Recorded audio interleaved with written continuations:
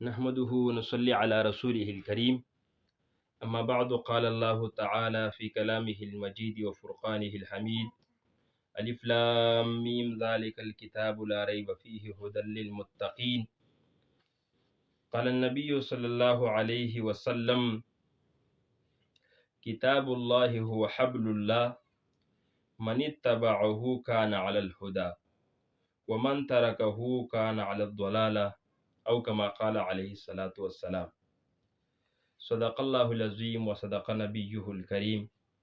میرے انتہائی ہم سفر ساتھیوں اور میرے سپورٹر معاون بھائیوں، میں نے آپ کے سامنے قرآن کی تذکرہ شروع کیا تھا اور پچھلی ویڈیو میں نے آپ کو یہ بتایا کہ قرآن کے ایک حرف پڑھنے سے انسان کو کتنی نیکیاں مل جاتی ہے۔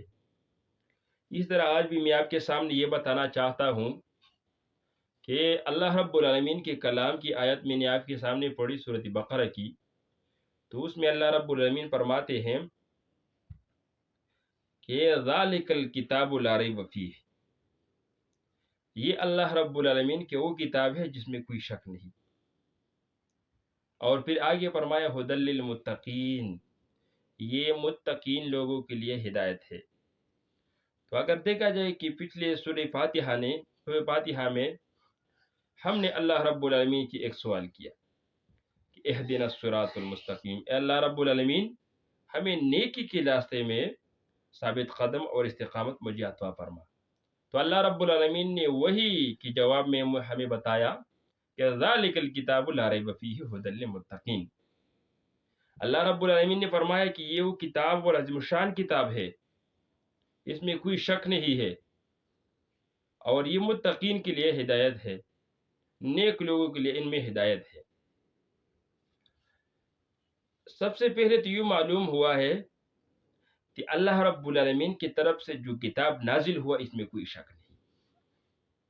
جو اس میں شک کرتے ہیں تو اس کی مرضی ہو جاتی ہے، لیکن اللہ رب العالمین کے کلام میں کوئی شک نہیں۔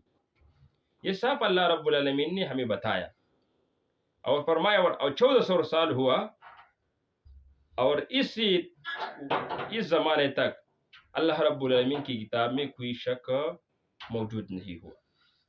جو بھی انسان غیر مسلم وہ جب بھی سوچ اور تدبر کے ساتھ وہی قرآن پڑھتے ہیں تو اس کے دل میں اللہ رب العالمین کی وحدانیت کی نور پیدا ہو جاتی ہے اور وہ مسلمان ہو جاتی ہے۔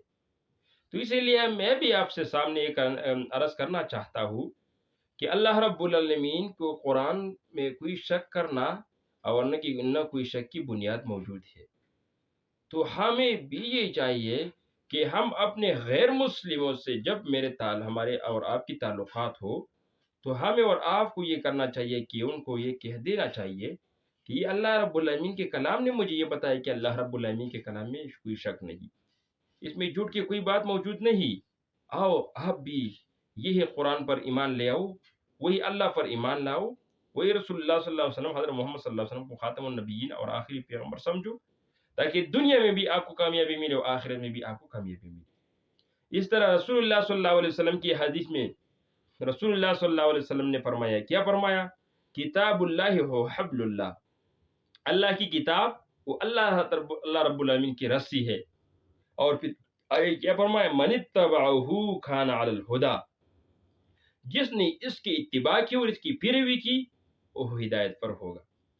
ومن ترکہ کان علی الضلالہ، اور جس نے اس قرآن کو چھوڑا وہی گمراہی پر ہوگا۔ تو آگے ہمیں اور آپ پر یہ چیز حاوی ہونا چاہیے کہ ہمیں قرآن کی اتباع کتنی میں اور آپ کرتا ہوں اور ہم کتنے قرآن کی نافرمانی میں اور آپ کرتے ہوں۔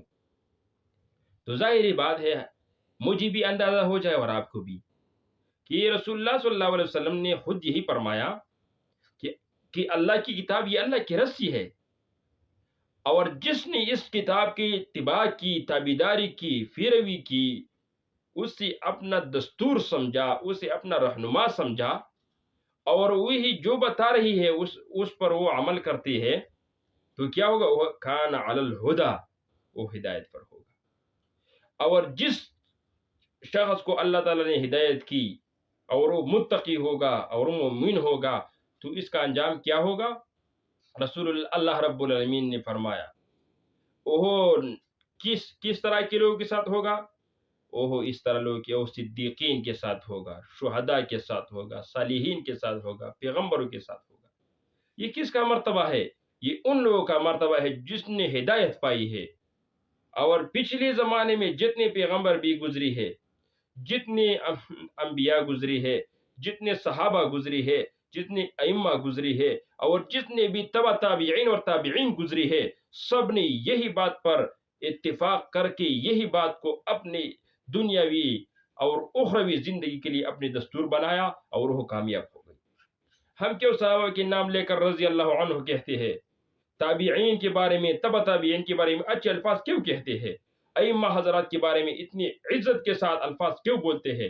کیونکہ انہوں نے اللہ رب العالمین کے کلام کی صحیح اتباع کی، تو وہ حق پر ہوا، وہ ہدایت پر ہوا، اور انہوں نے گمراہی سے ہٹ کر اپنا راستہ اللہ رب العالمین کے ساتھ ٹھیک کروایا، اپنا رابطہ ٹھیک کیا، رسول اللہ صلی اللہ علیہ وسلم کی طریقہ پر ہو گیا تھا۔ تو دنیا میں بھی ان کو نام ہم اور آپ جب بھی لیتے ہیں تو کیا کہتے ہیں؟ رضی اللہ عنہم۔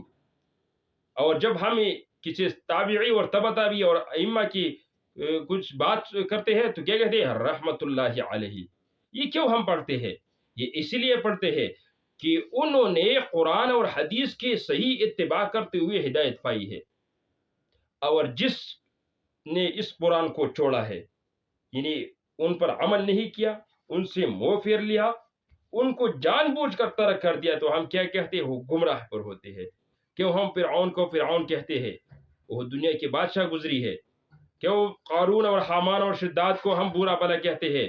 ابو جہل اور اسی طرح اور ابو لہب اور عبداللہ ابن ابی کی برا بلا کہتے ہیں؟ کیوں؟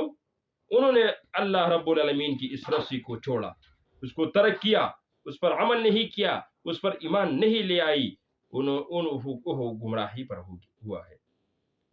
اور آج ہم دیکھیں کہ ہمارے اندر اس قرآن کی نفاذ کے لیے کتنی ہمارے پاس وہ طاقت موجود ہے جب ہم قرآن کی تابعداری کرتے ہیں، اور ہمارے پاس کیا موجود ہے جب ہم قرآن کو چھوڑتے ہیں۔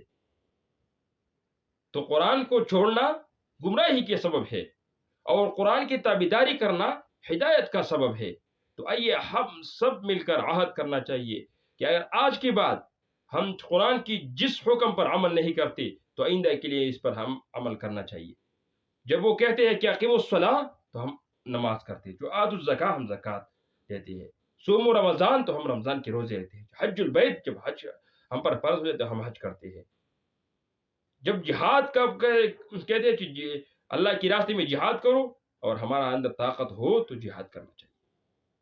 اگر وہ کہتے ہیں کہ اللہ رب العالمین کی دین کی تبلیغ کرو، قرآن کی دعوت کو لے کر اٹھو، جیسے طرح مولانا نے بتایا کہ قرآن اور سنت کی دعوت لے کر اٹھو اور پوری دنیا پر چھا جاؤ، یہی دعوت ہے، کوئی اور دعوت انہوں نے اپنے آپ سے پیش نہیں کیا۔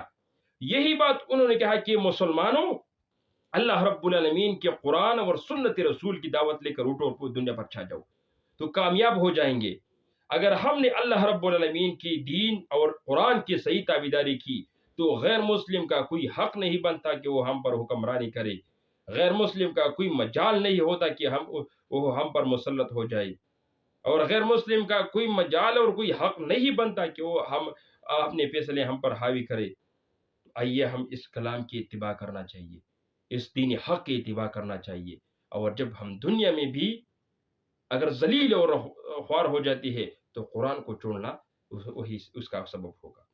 تو آئیے ہمیں آپ کو نیا عہد کرنا چاہیے، اور اس عہد کے ساتھ ہم آپ سے اجازت چاہتا ہوں کہ آؤ مل کر میں اور آپ قرآن اور سنت کے صحیح تابعداری اللہ رب العالمین سے دعا بھی کرتا ہوں، اور پوری کوشش کرنا چاہیے ہمیں آپ کو کہ ہمیں اور آپ کو اللہ رب العالمین کے صحیح دین پر صحیح استقامت، اور یہ سچے اور سچی بھی ہے اور اچھی بھی ہے، اور دنیا اور آخرت میں کامیابی والی بھی ہے کہ ہم اس کی اتباع کریں، دنیا میں بھی سرخرو اور کامیاب ہو جائیں گے، اور آخرت میں انشاءاللہ بھی سرخرو اور کامیاب ہو جائیں گے۔ اس لیے میں آپ سے اجازت چاہتا ہوں۔ السلام علیکم ورحمۃ اللہ وبرکاتہ۔